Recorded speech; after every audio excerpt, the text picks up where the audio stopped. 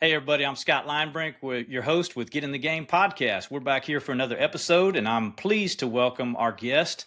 He is part of a pit crew for the Ray Childress Racing team. This is Ray Wright. Ray, welcome to the show. Thanks for having me, Scott. Looking forward to it, buddy. Me too. We don't get to talk to that many NASCAR guys, and you are my first pit crew guy to talk to. So I'm anxious to talk about that as well as some of your other background, which includes your championship run with the LSU baseball team back in 2000. You're part of that team with the infamous Skip Burtman. We were just talking about him.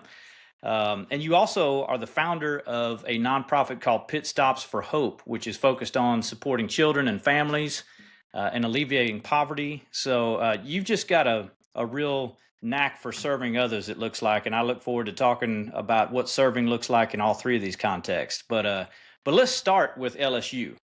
So you're part of that legendary team back in 2000. What did that season and what did that team especially teach you about preparation and pressure and what it means to be part of something bigger than yourself? Man, I tell you what, it taught me a lot, but at the time I didn't know exactly how much it taught me. And now, 25 years later, I manage the pit department here at RCR, and I use most of what I learned at LSU from Skip Burtman. Skip was a manager. He managed the team. He taught us all the things the variables of baseball that I didn't understand. Like, for example, one that I just talked to the pit crew guys about today.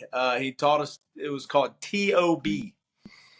And he called that, it's America's national pastime. And it's called transfer of blame. If you lose a fly ball in the outfield because it got in the sun, it's not the sun's fault. It's because you didn't have sunglasses, you didn't have, your glove up. You strike out on a called third strike. Chances are you probably fouled off a fastball right down the middle. So it's just stuff like that. Not learning how to own, your mistakes, learning accountability. And that team, to more specifically answer your question, that team was built around accountability, the importance of it, the importance of having good practices. And it's lifelong lessons, man, that I'm teaching these guys and helping these guys with today. Man, that's good. Transfer of blame. It made me reflect on, I still do a little bit of work in player development with the White Sox. And that was one of my main messages to talking to some of those minor league guys is accepting responsibility. True men accept responsibility for every action. And, every day we have an opportunity to make a choice to bring us closer to a goal or closer to what God wants us to be, or take us further away. And those choices are up to us. So that's a really good lesson. Yeah, man. Yep, you're right. Well, so baseball to NASCAR, I don't know that many people have made that career transition. So can you walk us through how that happened? Yeah, it's a great story. So after LSU, I played some independent league baseball. I guess you could say I was delaying the inevitable. I think my talent ceilinged out at LSU. But after LSU, played a couple years and then kind of knew what was going on. I knew the end was near. So went back home to Maryland and just going through some things. My brother had passed away. I was at the first time in my life where I grew up on a baseball field. Now baseball was over. So it was like you're starting a new life. And I had noticed some things in my life that I needed to get straight. And, Jesus Christ was making a big impact in my life at that time. He'd always had a very big influence in my life. But now when you're starting to become a man and you got to make things happen, you either dig in or you dig out, right? So I was trying to dig in, trying to clean up some things. And I I got on this. I wanted to find a good woman. All right. Because when you go back home, man, no offense to anybody, but you when you go out, you see all the girls that are at high school, and you're looking for you're looking for new things. And so I got online, Scott, before, like, now it's cool to get online and meet people, Yeah. but this was back when it was like, you could meet a serial killer, and so lucky enough, blessed enough, whatever you want to call it, I met a girl in Winston-Salem, North Carolina, and met each other. Winston-Salem was a spot that I had done some work, and I love the area. Long story short, fell in love, celebrated my 20th or my 19th anniversary, 19th year yesterday. Wow. So when I Congrats. got here, thank you, buddy. When I got here, I took a job at Forsyth Country Day School with my baseball background. I was the assistant baseball coach, and they had me teaching a strength class. And in this strength class was a kid named Austin Dillon. And Austin Dillon's grandfather is Richard Childress, who owns Richard Childress Racing. So, again, long story short, they really liked their workouts. His dad, Mike Dillon, came in, who was the competition director at RCR, and said, "Hey, would you like to come train the pit crew guys?"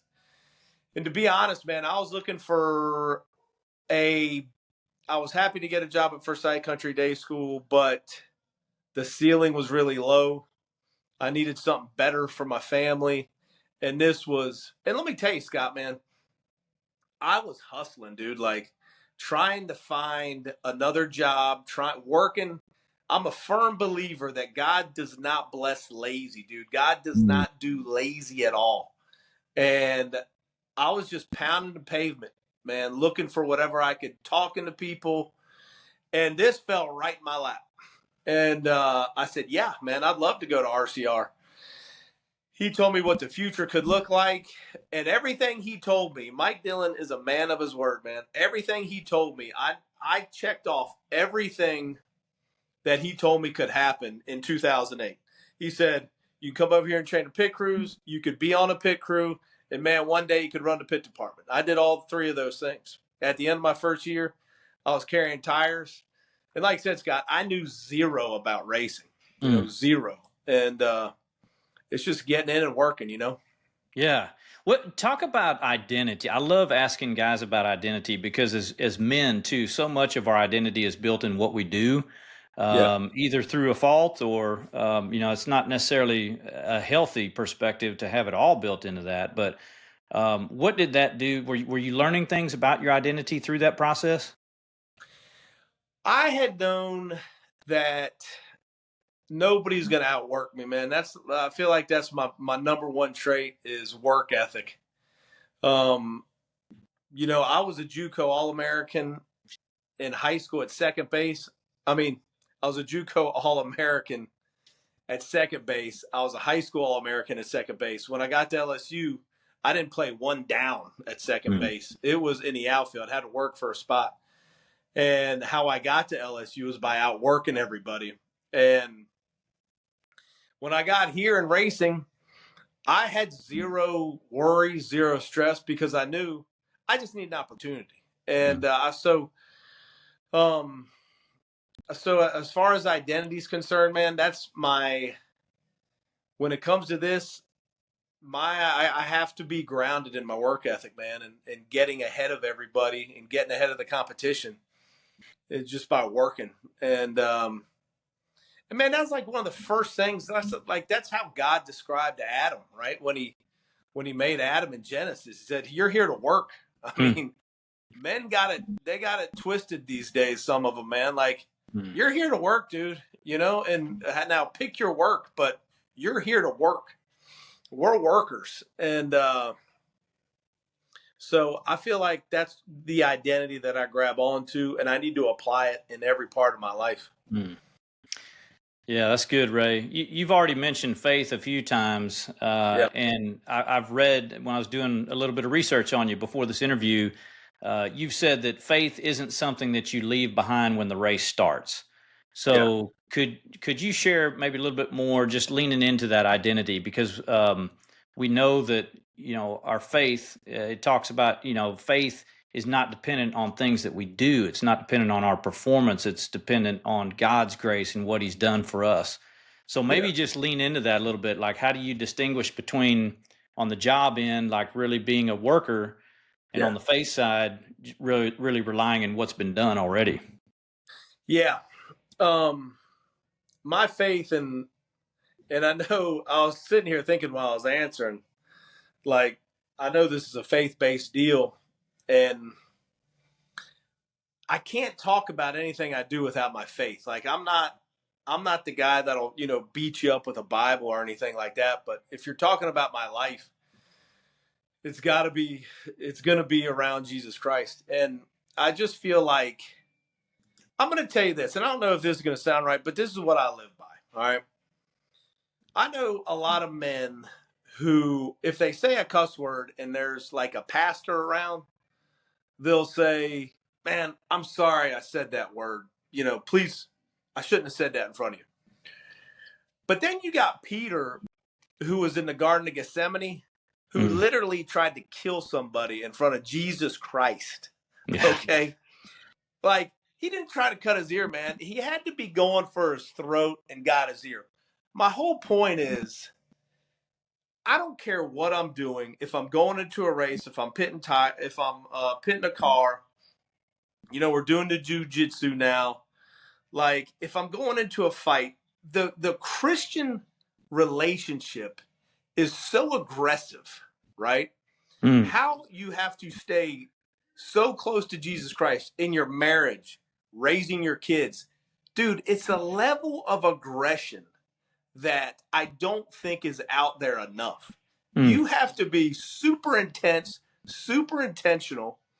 And so I don't care if I'm walking across the street or if we're working on arm bars or if we're pitting a race car at Darlington Motor Speedway.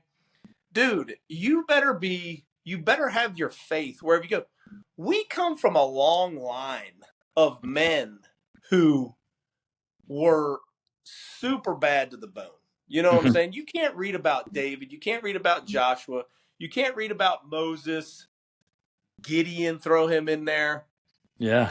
And say, well, they were, they turned their faith on here. They turned their faith off there. Like, bro, David walked right up. It took him 10 seconds to be like, are y'all letting this guy talk trash about our God? Like, that's just next level, man. It's next level. And I feel like every man who has a pair of testicles, who follows Jesus Christ, should look for that same. That's how we should be rolling, man. We're Johnny on the spot. We don't need 5 minutes to make a better decision. We've got it right on the tip of our tongues, Yep. I hope that answers your question. It did. Yeah, I appreciate that answer, Ray. We're going to get back into some more topics of faith, but I would love to really lean into this idea that we talk about so often here on the podcast of serving others. And I know you have started a nonprofit called Pit Stops for Hope. Can you tell us about that? What inspired you to start it? And what does the ministry aim to do for kids and communities? Yeah, man. So it started in 2013 right here at RCR. We were doing Bible studies, Sorry, it all comes back to that. But we were doing Bible studies and, about our 8th Bible study, I noticed that, like, we were walking in there, we were reading the Bible, we were being very Christianese, and then when we walked out of that Bible study, it just kind of went back to everything else. And there's that Bible verse in John 13, I think it's John 13, 34 or 35. It's a super powerful statement. Jesus is talking to his disciples, and he said, people will know you're my disciples by how you love one another. And that kind of blew my mind, man. Like, growing up Catholic, then going to Baptist, I played baseball at Baptist school. Like, there are so many things that Jesus could have, people will know you're my disciples by how much scripture you have remembered, or people will know you're my disciples by, if you go to church every week. He didn't say any of that. It was by how you love other people. So then I asked myself, I'm like, well, what in the world am I doing to, like, love other people? And so I didn't know. So I went home, and look, I didn't grow up rich or anything, but when I was hungry, I could go to the refrigerator and get food out of the refrigerator. And I'd complain, that there wasn't enough food when we had enough food, like my kids do today. And so I went home and I Googled problems in North Carolina. Mm. And child hunger was the first thing that popped up. So Wow. I sent Mr. Fitzgerald at Second Harvest Food Bank an email. Said, "Hey, my name's Ray Wright. We're gonna get you guys a lot of money." And he said, "Okay." He didn't turn me down. And, so I got the guys together and said, "Look, man, we're gonna sell old racing. Race fans are awesome. Like, they are the most loyal group of people. They love racing. They love everything we offer." So we sold lug nuts. We sold anything old that we didn't want, the company didn't want, we would sell. And Like dude, as we were cutting memorabilia? checks. Huh? This is like as memorabilia items? Yeah, yeah. Okay. Like, before the race, we would set up in our pit stall, and man, we get $2,000 cash. And to keep it so people weren't thinking that we were pocketing the money or anything, we would take pictures of the cash. We'd count it on the airplane in front of everybody, and then I'd have the cash amount next to the check amount that we wrote out to Second Harvest Food Bank. And so Pit Stops for Hope is designed to help children living in poverty in North Carolina. Mm. At that time, 1 of 4 kids were food insecure. A lot of kids were going to school to eat. And dude, that is not going to get it done for America, man. This is way too good of a country. Mm. And it's like you keep watching the news and you're seeing these bad things happening. And it's people making bad decisions, dude. Well, look, if you're 4, 5, 6 years old and you're not getting the proper nutrition, your brain's not developing. Right. Okay, so poverty is a super destructive cycle, and a lot of times it's a generational cycle. So we just wanted to raise awareness for child food insecurity, and we wanted to provide opportunities for kids living in poverty that otherwise wouldn't have. We do a lot of strength, kettlebell training, strength training. We put reading centers into the schools. We help teachers, create a better classroom for the kids. Anything that's going to promote giving these kids a better opportunity is what Pit Stops for Hope is about. Ray, there's always like that one story that you experience, or maybe there's a handful of stories that when it happens, you're like, this is why we do this. This is what it's all about. Is there a story of impact like that you can share that Pit Stops for Hope was part of? Yeah, man. I mean, there's been so many of those stories. Winston-Salem, they have it's a homeless shelter for kids. This bus, and I'm an emotional gal, man, so I'm not going to dig into it. I don't want to be crying on your podcast here, but like, the bus pulls up, drops these kids off right at their homeless shelter, dude, and it's just like, you're like, dude, why do I complain about what I complain about? Like, these kids have a very tough life whose parents have left them. They don't have anybody. Look, if I lost my job today, I'd go live with the very worst case, I'd go live with my parents. You know what I'm saying?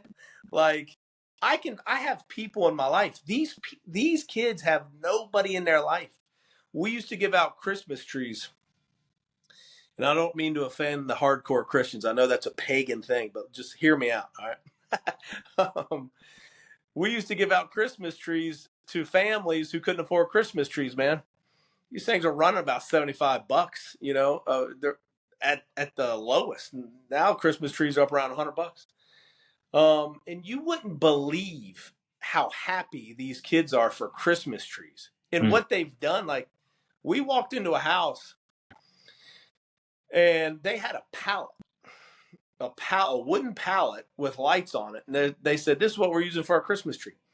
Now, in the grand scheme of life and, what matters, does a Christmas tree matter? Not really. But everybody needs to experience some things. You know what I'm saying? And that's just, seeing a kid's face light up over a Christmas tree is great.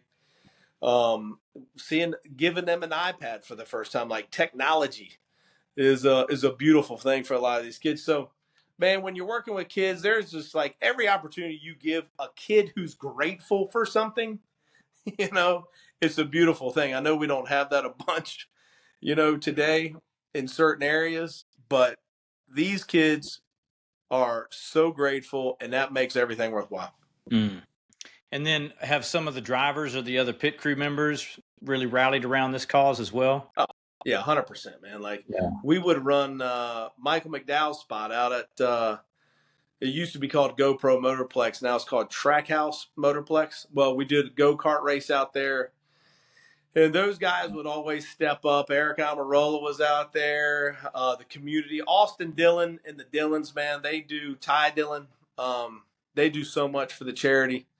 They've kept it running basically for years, man. Having a full-time job in racing is hard to keep up with the charity, but I've noticed one thing too, man. When you pray about doing things for other people, doors get blown away. When I pray for, myself, there's some time in there between the answered prayers, but man, when you're praying to do things for other people, it gets done really quick.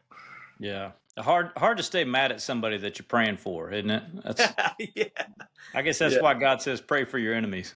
That's right, man. I agree. That's a good call. Well, so, in this high stress, high competitive environment where, success is everything. How do you keep this idea that serving is success? How do you translate that to God's economy? That's a great question, man. And I think it's just how I handle that is, it'd be a little depressing to know that God put me here to manage pit crews, right? Mm-hmm. Like, if that's why I was here, that'd be kind of a dud. I'm here to advance the kingdom, man. And there was a great verse in Matthew. Jesus was talking about John the Baptist, and I don't want to get into the whole translation debate. It got changed around in one of the last few years ago. The verse got completely changed, but Jesus was talking about John the Baptist, and he said, "Who John the Baptist was a forceful man." Mm. He said, "The kingdom of heaven is forcefully advancing, and forceful men lay hold of it." And that was like, okay, good, man. Like wherever I'm at, I need to be, within limits, right? I need to be as forceful as I can with the kingdom. And so being around these men, has been that's why I'm here. That's why I'm at RCR.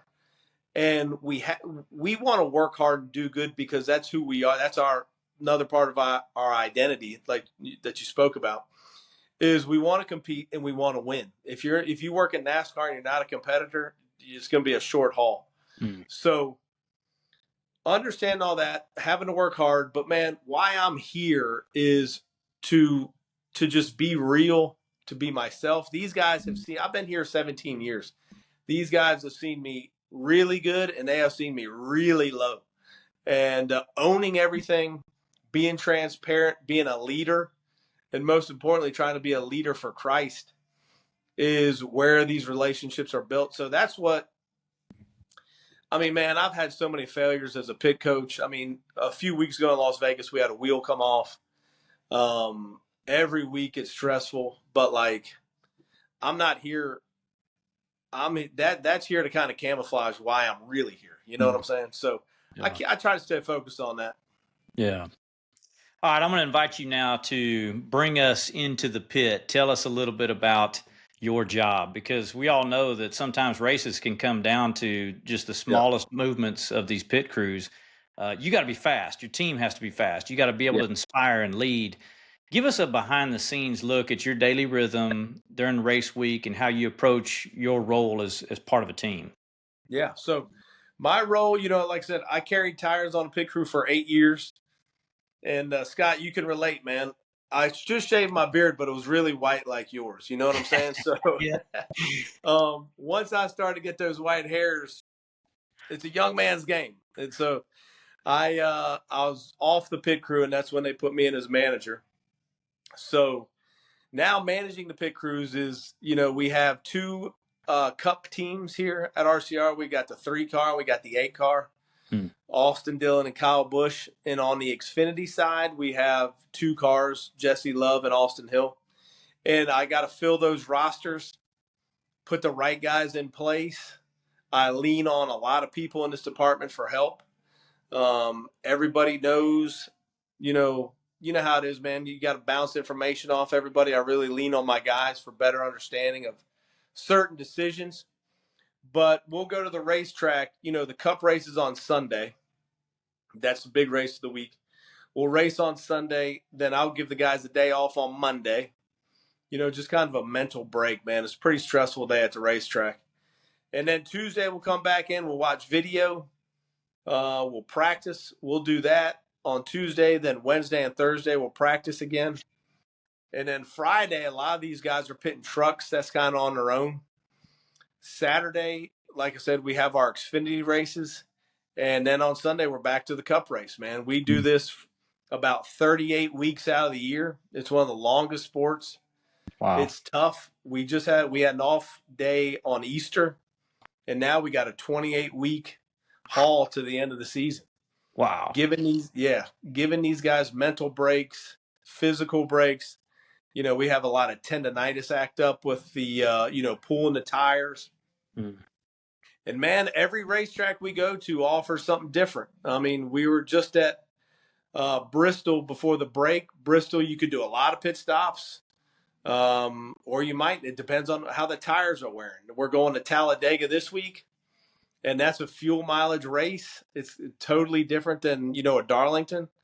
And we just got to give these guys a lot of information and go into each week prepared, So every week offers something different, and it's just preparation, man. Doesn't sound like it's a job you get bored at.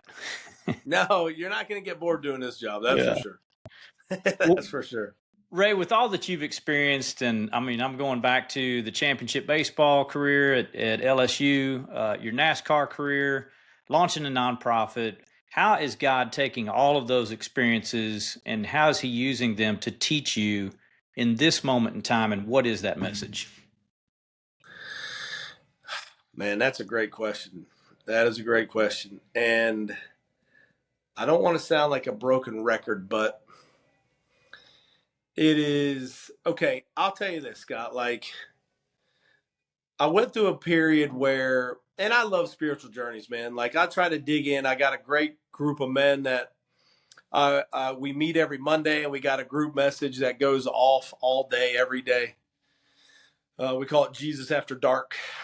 And I went through a period where I wasn't clear on legalism. I'll just say this. And so when you talk, the last thing I wanted to be was a legalistic guy.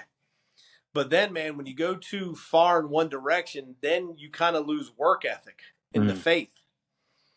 And like salvation's free for us. But like after that, man, like Holy Spirit, if you want the Holy Spirit, dude, I feel like you got to work, man. You got to be in your Bible. You got to be praying. You got to be really waging. You got to war against your flesh, And so everything I've always done and succeeded at, like I told you earlier, has come from a work ethic. And like, I don't work at things to be righteous or to be viewed as righteous. I work at things so I don't ruin my life and I don't ruin my family's life. I don't ruin my wife's life. It's so easy to do. Yeah. Every man has the same problems. We all do. And it's so easy to ruin multiple people's lives and people that you love. Okay? Your kids and your wife. And dude, if you're not working, if you're not feeding the good dog, bro, you got problems, man. You are putting yourself in a bad spot. So from LSU to working to get on the field, to Richard Childress Racing, to working to getting on pit road, to having a wife and a kid and kids and working to maintain our way of life. And reading about everybody who's done it before. Like, open up your Bible and see how much regret David had with what he did. Like, that's what more do you need to know? And then read about the balls that Joseph had, when he was running from Potiphar's wife. That's ballsy, man. That is being a man who's after God's own heart. And I know God said that about David, but that's who we got to be, man. It's not cool and it's not, masculinity isn't doing the easy things. It's doing the hard things. Yeah. Any bum can go give in to your sexual desires, can go to the bar. That's easy stuff, man. Be a man and love the same woman.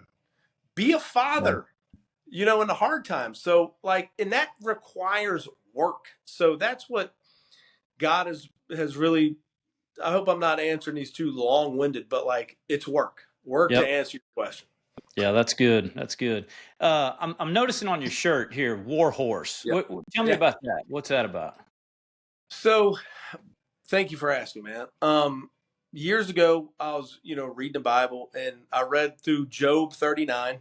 And if you go to Job 39 at the end of the chapter, God is answering Job, and he talks about everything that he created. Well, God talks about creating the war horse. And so after I read it, and we got it up in the gym out here at RCR on the wall, but you read the description of the war horse, and it's got to kick in all those man feelings, right? That's bad to the bone, man. And I want Jesus Christ to look at me as a war horse for him. I want, just like God did with Job when he was talking to Satan, he was like, yeah, man, you ain't gonna be able to get Job. Like that. How would that feel if God looked at you like that? Yeah. And, so I don't want to take anything away from veterans or people who have actually served in the military, because I'm not served in the military, but I do believe this Christian faith requires, just like I answered before, it requires a stiff upper lip, man. And it requires you to get to work. And I've had a situation in my life where where you have to really dig deep to come out on the winning side of things. So the war horse is just something I've adopted. I call I wanted that to be an identity of mine. That every day when I wake up, problems are lying around the corner. And I think, and I don't want, this might sound cliche, I don't care. The enemy is after families, man. The enemy is after families. And you can see the impact that breaking up a home does. I mean, the stats are out there. So it can sound cliche, I don't care. It's a fact. And we have to work every day. Men have to work. Men, we're the most underrated. We're the most people don't care about us. We're overlooked. We're overlooked. And we have to do a lot of things. So we better feed ourselves. And that requires working, being a workhorse, and a war horse. But I just want it to be an identity of mine. And I've seen other men attached to it as well, man. So that's what we try to do. Is I want to be a fighter. I want to be ready for battle every single day I get out of bed. And when I hear that freaking battle cry, man, it's time to go. It's too important. Life's too important. That's good. Great imagery right there. I really appreciate you sharing that with us. All right, final question here. If you were going to speak to a young athlete or a student who's trying to figure out what matters most in this life, what would you tell them about success, faith, and serving and using their platform and all of that? That's another great question, man. And I hate to be answering your questions with all the same stuff, but consistent, because they're good questions. Man, I'm trying to teach my sons right now, it's all about work ethic. You're going to be successful if you have a work ethic. And you can determine what success is, man. Don't let this American dream, that can be toxic, man. You need to decide what your version of success is. And because success is ultimately being happy. There's so much going on, bills sometimes you just feel like rat in a wheel. You know what I'm saying? Just making it to payday.